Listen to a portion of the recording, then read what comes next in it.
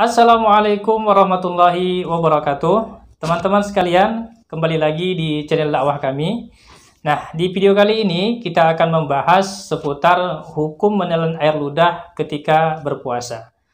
Mungkin di antara kalian ada yang bingung, apakah menelan air ludah itu membatalkan puasa atau tidak? Nah, ternyata menelan air ludah ketika berpuasa itu tidak membatalkan puasa. Akan tetapi, air ludah yang kita telan itu tidak membatalkan puasa bila dia memenuhi 3 syarat berikut ini.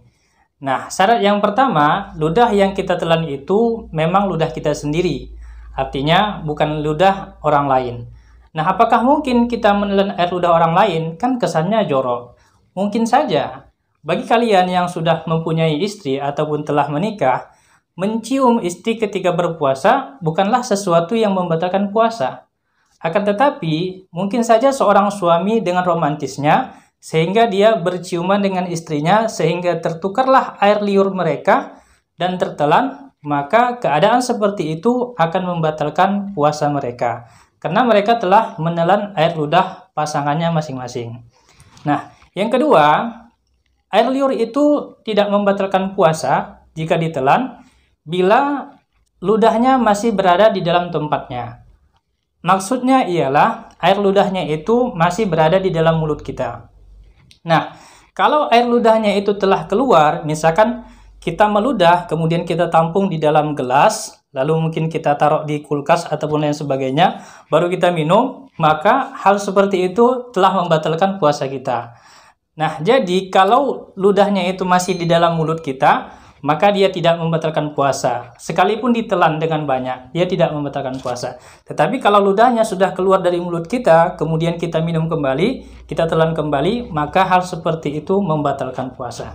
Nah, syarat yang ketiga teman-teman, menelan ludah itu tidak membatalkan puasa jika air ludahnya itu belum bercampur dengan sesuatu. Nah, kalau air ludahnya itu telah bercampur misalkan dengan darah yang ada di gusi kita, misalkan gigi kita lagi berdarah nih, darahnya banyak, kemudian bercampur dengan air ludah kita telan, maka hal seperti itu dapat membatalkan puasa. Ataupun mungkin ludah kita itu telah bercampur dengan sedikit es krim, kita umur sedikit es krim, kemudian bercampur dengan ludah, kita telan, maka dia telah membatalkan puasa. Kenapa? Karena ludahnya sudah tidak murni lagi, sudah bercampur dengan sesuatu. Nah, jadi teman-teman sekali lagi, menelan air ludah itu tidak membatalkan puasa, akan tetapi perlu diingat yang 3 hal tadi. Pertama ialah air ludah yang kita telan itu adalah air ludah kita sendiri. Kemudian ludah yang kita telan itu masih berada di dalam tempatnya atau berada di dalam mulut kita.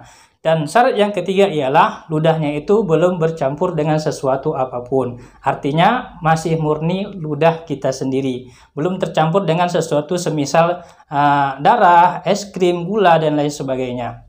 Nah, jadi teman-teman, menelan ludah itu tidak membatalkan puasa. Sekalipun ludahnya itu misalkan kita kumpulkan di rongga mulut kita ini, seperti itu. Nah, kita kumpulkan sampai banyak, lalu kita telan. Walaupun seperti itu tidak sampai membatalkan puasa. Nah, semoga bermanfaat ya teman-teman. Wabillahi taufiq wal hidayah. Assalamualaikum warahmatullahi wabarakatuh.